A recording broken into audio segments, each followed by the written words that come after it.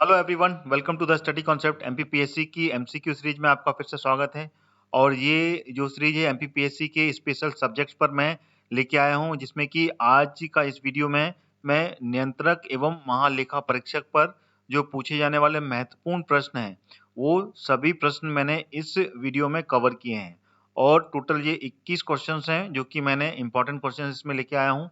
Video को आखिरी तक देखिएगा और वीडियो अगर अच्छा लगे तो वीडियो को लाइक कीजिए, साथ में वीडियो को शेयर भी कीजिए, जिससे कि अन्य सभी स्टूडेंट्स जो कि एमपीपीएससी 2020 की प्रिपरेशन कर रहे हैं या फिर अदर स्टेट्स की प्रिपरेशन कर रहे हैं, तो उन सभी के लिए बहुत ही ज़्यादा इंपॉर्टेंट है ये क्वेश्चंस, जो कि नियंत्रक एवं महालेखा परीक्षक जिसको कि बोलते हैं कैग, CAG। ठीक है ना, ये याद रखिएगा, कैग है। इसके बारे में क्वेश्चंस जरूर आएंगे क्योंकि ये नवीन पाठ्यक्रम पर आधारित है, जो कि नया पाठ्यक्रम में इसको जोड़ा गया है। तो क्वेश्चन जरूर बनेंगे, वीडियो को आखिर तक देखिएगा। और लगातार मेरी इस सीरीज से बने रहने के लिए आप मेरा चैनल स्टडी कॉन्सेप्ट सब्सक्राइब कर लें ऑल नोटिफिकेशन के साथ में, जिससे कि आपको सारे वीडियोस के नोटिफिकेशन मिलेंगे।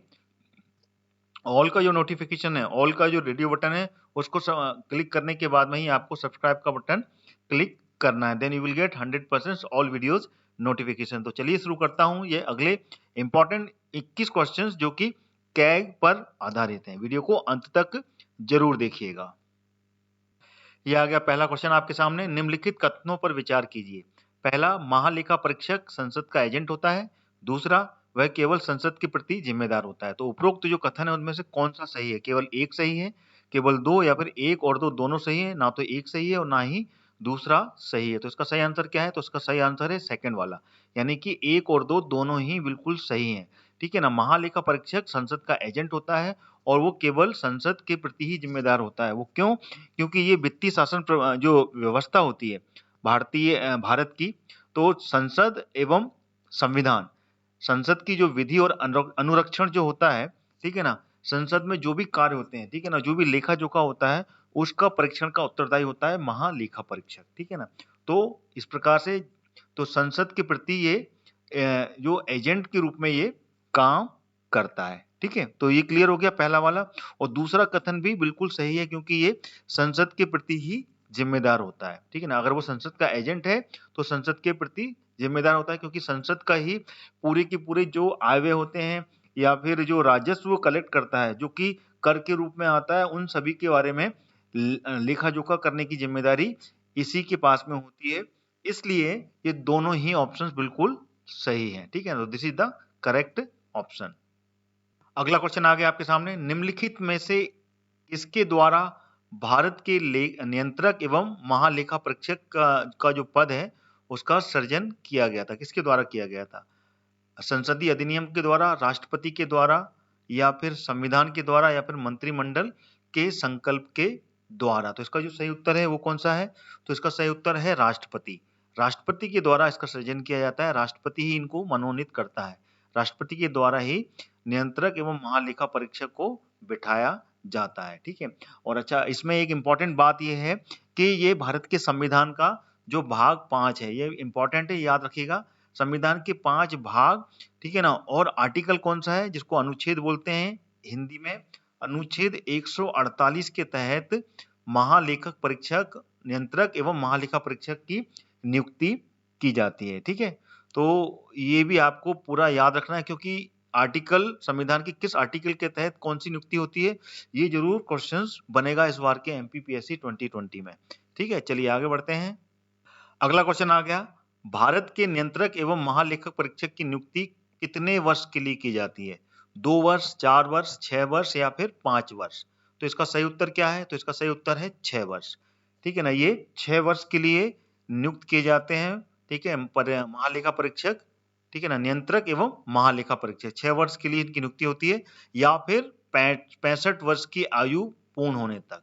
ठीक है ना, कोई एक भी अगर कंप्लीट हो जाती है तो उसके बाद में इनको नियुक्ति से सेवा इनकी समाप्त हो जाती है। ठीक है, ये क्लियर हो गया। चलिए आगे बढ़ते हैं। अगला क्वेश्चन आ गया आपके सामने। सर्वोच्च न्यायालय, निर्वाचन आयोग, संघ लोक सेवा आयोग, नियंत्रक महालेखा परीक्षक का कार्यकाल जैसी संस्थाओं का जो एक लक्षण है वो समान है, वो क्या है? ठीक है ना, ये सारी जो इतनी संस्थाएं बनी हैं, जैसे सर्वोच्च न्यायालय है, निर्वाचन आयोग, संघ लोक सेवा आयोग और नियंत्रक महालेखा परीक्षक, ये सारी संस्थाओं में एक लक्षण समान है, वो क्या है?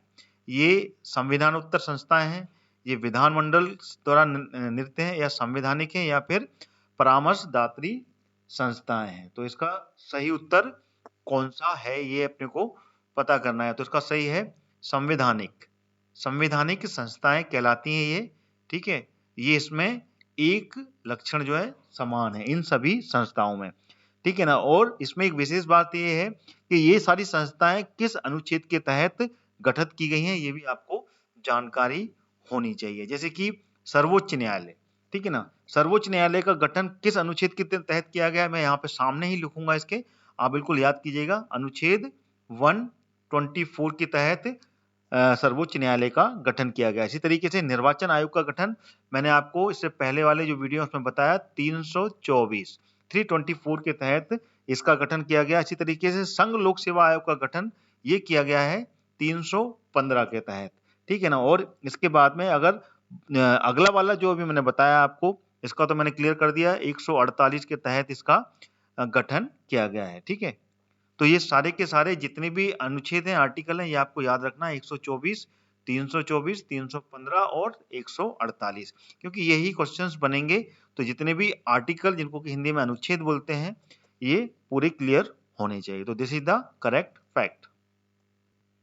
आगे मैं आपको बताना चाहता हूं कि मैंने मध्य प्रदेश एमपीपीएससी पर ये जो स्पेसिफिक क्वेश्चन सीरीज है, जो कि राज्य लोक सेवा आयोग पर भी मैंने क्वेश्चन सीरीज बना दी है, तो इसको भी आप जरूर देखें। इस पे भी पूरे इंपॉर्टेंट क्वेश्चंस मैंने कवर किए हैं।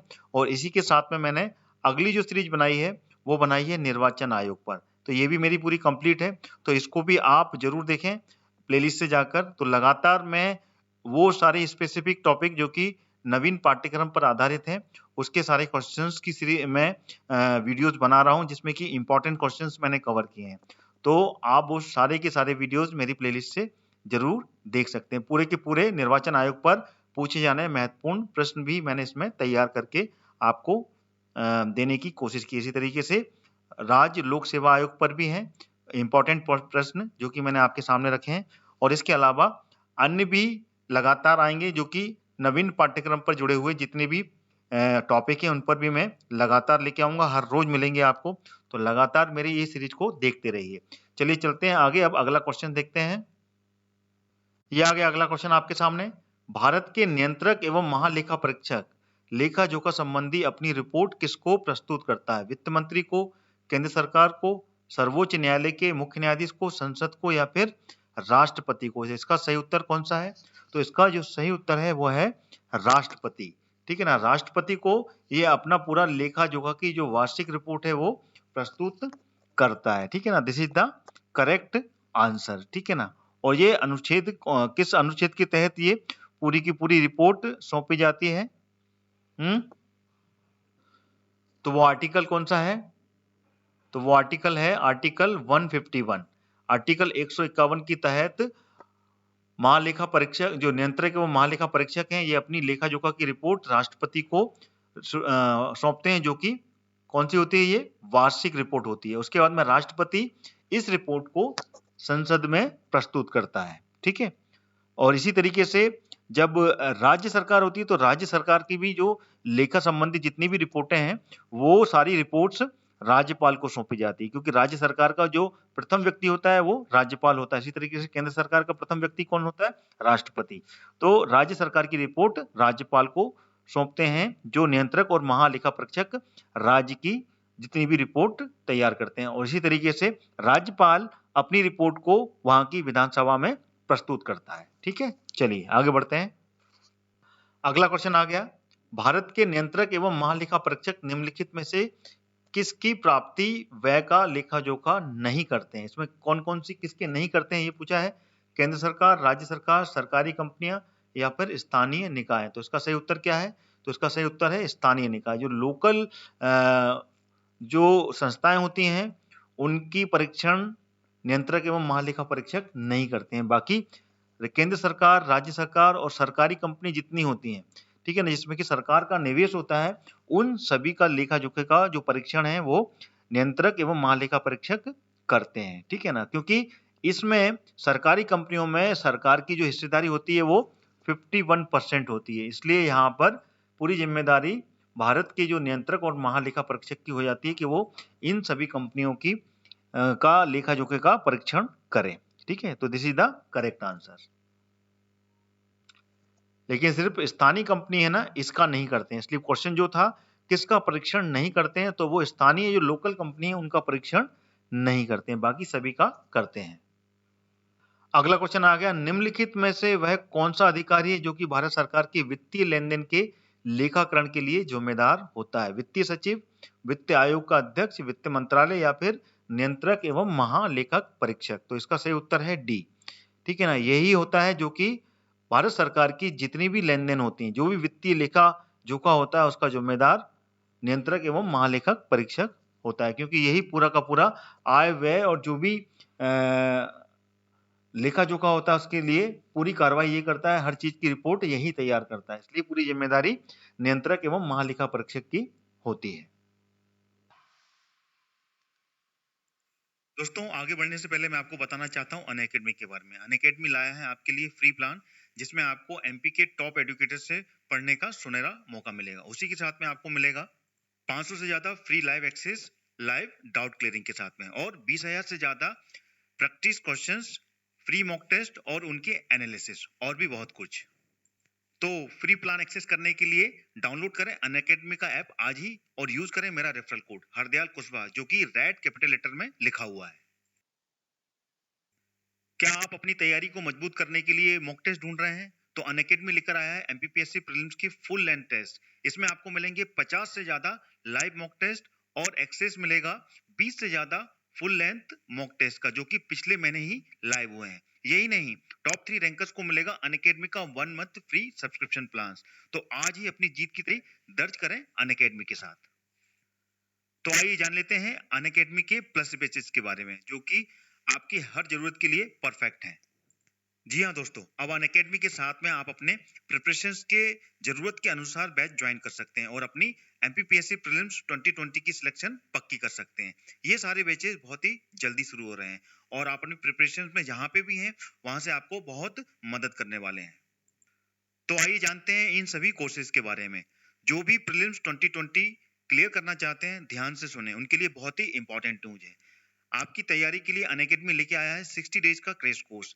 इस रिवीजन बैच में होगा लाइव थ्योरी रिवीजन दिन में, और रात में होगा live MCQ revision by same educators. दूसरा बैच होगा daily subjective wise MCQ live revision हर दिन। इन दोनों बैचेस में आपको 20 से ज्यादा फुल मॉक टेस्ट मिलेंगे और पीडीएफ नोट्स भी मिलेंगे। आप अपनी तैयारी के हिसाब से कोई भी बैच से पढ़ सकते हैं। अगर आप एमपीपीएससी की तैयारी शुरू कर रहे हैं और डेडिकेटेड गाइडेंस चाहते हैं, तो आपको मैं foundation batch for MPPSC prelims and mains के लिए रिकमेंड करूंगा, जो स्टार्ट हो रहा है 26 जनवरी को। ये 10 मंथ का कोर्स है। इसमें आपको मिलेगी live access with top educators, PDF revision notes और वीकली मेगा क्विज। इन सभी कोर्सेज के लिंक मैंने वीडियो के डिस्क्रिप्शन बॉक्स में डाल दिए हैं। अनअकैडमी पर आप एक ही सब्सक्रिप्शन में पा सकते हैं सभी कोर्सेज का एक्सेस। अब एक एमपीपीएससी का सब्सक्रिप्शन और सारे कोर्सेज आपके मोबाइल में। क्या आप रिवीजन कर रहे हैं और अपना रिवीजन अपनी स्पीड में करने के लिए आप रिकॉर्डिंग रिवीजन बैच ज्वाइन कर सकते हैं। संपूर्ण ज्ञान में आपको सारे रिकॉर्डेड रिवीजन सेशंस मिलेंगे, जिनमें आप अपने पेस के हिसाब से पढ़ सकते हैं डाउट क्लियरिंग के साथ में। और संकल्प बैच में आपको मिलेगा डेडिकेटेड डाउट क्लियरिंग आपके रिवीजन को बूस्ट करने के लिए। रिवीजन इज वेरी इंपॉर्टेंट, इसलिए आज ही ज्वाइन करें इस सारे बैचेस को। जिन लोगों ने प्रीलिम्स 2020 क्लियर कर लिया है, उन सभी को मेरी तरफ से मैनी कंग्रेचुलेशंस, बहुत बहुत बधाई। अब आप अपने मेंस की तैयारी में बिल्कुल भी चूक ना करें। आप लोगों के लिए अनअकैडमी लेकर आया है स्वप्न पूर्ति बैच, जिसमें आपको 35 दिनों में एमपीपीएससी मेंस की कंप्लीट प्रिपरेशन कराई जाएगी with dedicated answer writing practice के साथ। तो आज ही अपनी सफलता की सीढ़ी को एक कदम और आगे बढ़ाएं अनअकैडमी के साथ में। अनअकैडमी का सब्सक्रिप्शन लेने के लिए बस आपको प्ले स्टोर पर जाना है और अनअकैडमी का लर्निंग ऐप डाउनलोड करना है। इसमें आप अपना गोल एमपीपीएससी और व्यापम को चूज करना है और प्लस कोर्सेज में जाकर अपने मनचाहे बैचेस को एनरोल करना है, और फिर बाद में गेट सब्सक्रिप्शन का जो बटन है उसको क्लिक करना है। इंस्टेंट 10% का डिस्काउंट पाने के लिए मेरा रेफरल कोड, जो कि रेड कलर में कैपिटल लेटर में लिखा हुआ है हरदयाल कुशवाहा, उसको एंटर करना है। तो देर किस बात की है दोस्तों, आज ही डाउनलोड करें अनअकैडमी का लर्निंग ऐप और एमपीपीएससी एंड व्यापम क्रैक करने के लिए तैयार हो जाएं। Let's crack it. अगला क्वेश्चन आ गया आपके सामने। भारत के नियंत्रक एवं महालेखक परीक्षक को पद से केवल किसके द्वारा हटाया जा सकता है?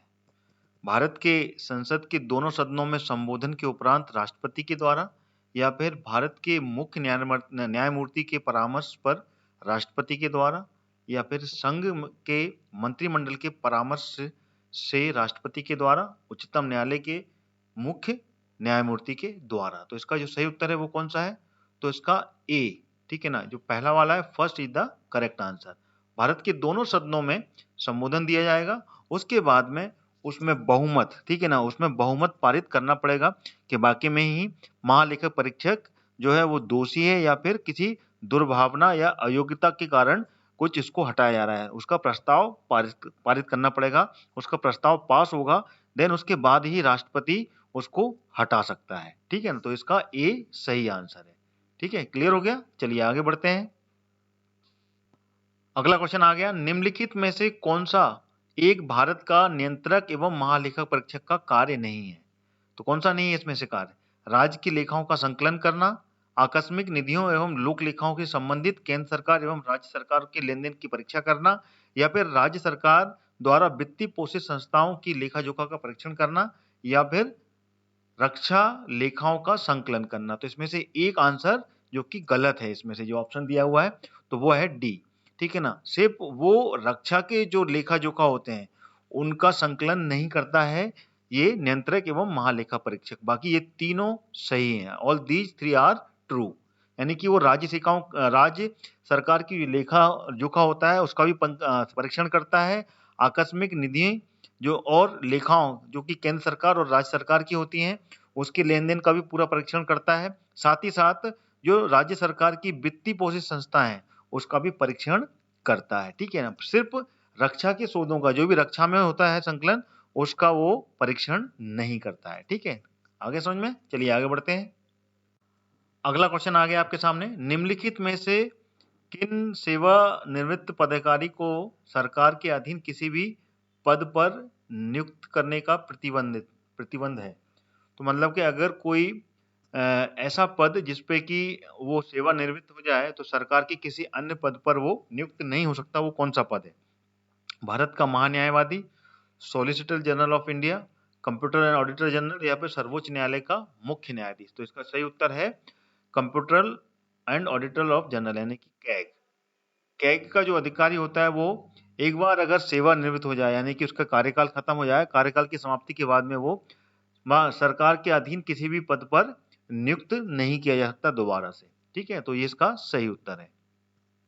अगला क्वेश्चन आ गया 11वां, भारत के नियंत्रक एवं महालेखा परीक्षक द्वारा प्रस्तुत प्रतिवेदन के आधार पर कौन सी समिति कार्य करती है? सरकारी उपक्रम समिति, प्रकलन समिति, लोक लेखा समिति, या फिर विशेष अधिकार समिति। तो इसका सही उत्तर कौन सा है? तो वह है लोक लेखा समिति, ठीक है ना। यही वो है जो कि नियंत्रक एवं महालेखा परीक्षक के द्वारा जो प्रतिवेदन दिया जाता है उस पर जो भी प्रतिवेदन देना होता है, जो भी उस पे राय देनी होती है, वो लोक लेखा समिति ही इस पर पूरा कार्य करती है, ठीक है ना। और लोक लेखा समिति का जो कार्य होता है वो संसद की पूरी कार्यकारिणी होती है, जो कि एक कमिटी होती है जो कि इस पर पूरा का पूरा अपना राय देती है, ठीक है। तो this is the correct answer. अगला क्वेश्चन आ गया 12वां, नियंत्रक एवं महालेखक परीक्षक प्राथमिक रूप से संसद की निम्नलिखित में से किस समिति से जुड़ा होता है? प्रकलन समिति, सार्वजनिक उपक्रम समिति, लोक लेखा समिति, या फिर सभी विकल्प सही हैं? तो इसका सही उत्तर है लोक लेखा समिति। जैसा कि मैंने पिछले प्रश्न में भी आपको बताया, ठीक है ना, संसद की ये लोक लेखा समिति होती है जिसमें कि जो पार्लियामेंट होती है उसमें से संसद जो होते हैं वो मिलकर ये समिति का प्रतिनिधित्व करते हैं और उन्हीं के साथ में ये पूरा का पूरा इनका जुड़ा होता है, क्योंकि प्राथमिक रूप से और प्रत्यक्ष रूप से महालेखक और नियंत्रक एवं महालेखक परीक्षक सबसे पहले इसी समिति से जुड़ा होता है, क्योंकि ये लोक वित्त के संरक्षण के साथ साथ देश की संपूर्ण जो वित्तीय व्यवस्था है उसका नियंत्रक होता है। इस कारण से ये इसके साथ में समन्वय होना इसका बहुत जरूरी होता है, इसलिए this is the correct answer. अगला क्वेश्चन आ गया, नियंत्रक एवं महालेखक परीक्षक द्वारा की गई टिप्पणियों पर कार्रवाई करने का अंतिम जिम्मेदारी किसकी होती है? राष्ट्रीय विकास परिषद की, भारत के राष्ट्रपति की, केंद्र सरकार की या फिर संसद की? तो इसका आंसर कौन सा सही है? तो इसका आंसर है द संसद की। जो संसद में जितने भी लोग होते हैं, ठीक है ना, जो संसद होते हैं उसी की पूरी जिम्मेदारी होती है कि अंतिम टिप्पणी और कार्रवाई करें। तो संसद की ही पूरी अंतिम जिम्मेदारी बनती है, ठीक है। तो this is the correct answer, ये इसका सही उत्तर हो जाएगा। अगला क्वेश्चन आ गया आपके सामने, निम्नलिखित में से कौन भारत का कंसोलिडेटेड फंड का नियंत्रक और पर्यवेक्षण करता है? भारत का वित्तीय सचिव, संसद, नियंत्रक एवं महालेखक परीक्षक या इनमें से कोई नहीं? तो सीधी सी बात है, नियंत्रक एवं महालेखक परीक्षक ही इसका पूरा का पूरा पर्यवेक्षण और नियंत्रण करता है, ठीक है ना। चलिए आगे बढ़ते हैं। अगला क्वेश्चन आ गया, भारत के नियंत्रक एवं महालेखक परीक्षक की नियुक्ति कौन करता है? तो सीधी सी बात है, ये ऑप्शन है आपके सामने और इसकी नियुक्ति मैंने पहले भी पिछले क्वेश्चन में बता दी आपको। तो इसकी नियुक्ति करते हैं राष्ट्रपति, और जो कि अनुच्छेद 148 के तहत करते हैं। आर्टिकल 148 संविधान में जो दिया हुआ है उसके जितने भी नियम है उसके अनुसार इसकी नियुक्ति राष्ट्रपति के द्वारा की जाती है। ये आपको याद रखना है, आर्टिकल 148 के तहत, ठीक है। अगला क्वेश्चन आ गया, भारत के नियंत्रक एवं महालेखक परीक्षक की नियुक्ति संविधान के किस अनुच्छेद और किस भाग के द्वारा की जाती है? अभी पिछले क्वेश्चन में मैंने आपको बताया, तो बताइए इसमें से कौन सा आंसर सही है? तो इसका आंसर जो है वो 148 भाग 5, यानी कि भाग 5 संविधान का और अनुच्छेद 148 के तहत नियंत्रक एवं महालेखक परीक्षक की नियुक्ति राष्ट्रपति के द्वारा की जाती है। अगला क्वेश्चन आ गया, इनमें से किसकी जांच अंकेक्षण, परीक्षण, लेखा परीक्षक, नियंत्रण एवं महालेखा परीक्षक द्वारा नहीं की जाती है? बताइए किसकी नहीं की जाती है? ये ऑप्शन है आपके सामने 1, 2, 3, 4, 5। तो इसमें से सही कूट कौन कौन से होंगे? पहला वाला, दूसरा वाला, तीसरा वाला या फिर सभी सही हैं? तो इसमें से सही उत्तर कौन सा है? Which one is the correct answer? तो इसका आंसर जो है वो सा सही है, ठीक है ना। ये आपको क्लियर होना चाहिए, सा जो है बिल्कुल सही है, यानी कि भारतीय खाद्य निगम, भारतीय रिजर्व बैंक और भारतीय जीवन बीमा निगम, इन तीनों का परीक्षण नियंत्रक एवं महालेखा परीक्षक द्वारा नहीं किया जाता, ठीक है। तो this is the correct answer, ठीक है। अगला क्वेश्चन आ गया, भारत के नियंत्रक एवं महालेखक परीक्षक का जो वेतन और भत्ते हैं वो कौन निर्धारित करता है? भारत का राष्ट्रपति, भारत की केंद्रीय सरकार, संसद या फिर इनमें से कोई नहीं? तो इसका सही उत्तर कौन सा है? तो इसका सही उत्तर है सा, संसद के द्वारा नियंत्रक एवं महालेखक परीक्षक के जो भत्ते हैं और वेतन है वो निर्धारण होता है, ठीक है।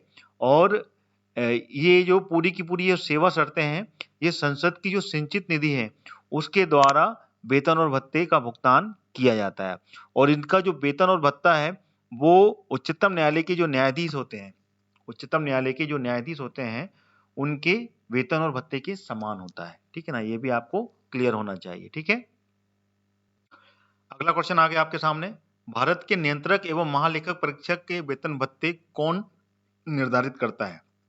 आ, कर्तव्य शक्तियां एवं सेवा शर्त अधिनियम 1976 के तहत, या फिर कर्तव्य शक्तियां एवं सेवा शर्तें अधिनियम 1971 के तहत, या फिर संसद के द्वारा, इनमें से कोई नहीं? तो इसका आंसर कौन सा है? तो इसका आंसर है बा, कर्तव्य शक्तियां एवं सेवा शर्तें अधिनियम 1971 के तहत ये सारे वेतन भत्ते निर्धारित किए जाते हैं। तो this is the correct answer. और इसमें पूरा का पूरा जो अनुच्छेद है, अनुच्छेद 149, ठीक है ना, अनुच्छेद 149 के तहत ये पूरे का पूरा प्रावधान इसमें दिया गया है, ठीक है। चलिए आगे बढ़ते हैं। अगला क्वेश्चन आ गया, भारत के नियंत्रक एवं महालेखक परीक्षक कार्यभार संभालने से पहले किसके सम्मुख शपथ ग्रहण करता है? भारत के प्रधानमंत्री, उच्चतम न्यायालय के मुख्य न्यायाधीश, भारत के राष्ट्रपति या फिर केंद्रीय मंत्रिमंडल के सामने? तो इसका सही उत्तर है भारत के राष्ट्रपति के समक्ष ये शपथ लेता है और उसके बाद में ही ये कार्यभार संभालता है, ठीक है। अगला क्वेश्चन आ गया, भारत का नियंत्रक एवं महालेखक परीक्षक का त्यागपत्र किसे देता है?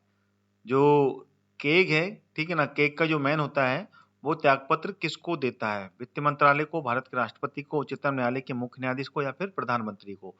तो वो देता है भारत के राष्ट्रपति को, क्योंकि राष्ट्रपति ही इनको शपथ दिलाता है और राष्ट्रपति को ही ये त्यागपत्र देते हैं, क्योंकि ये जो पद होता है ये राष्ट्रपति के द्वारा कोई प्रसाद पर्याप्त पद नहीं होता है, ये कोई प्रसाद नहीं मिलता है ये, ठीक है ना। इसलिए इसमें पूरा त्यागपत्र जो देने की पूरी भूमिका होती है वो राष्ट्रपति के समक्ष ही होती है।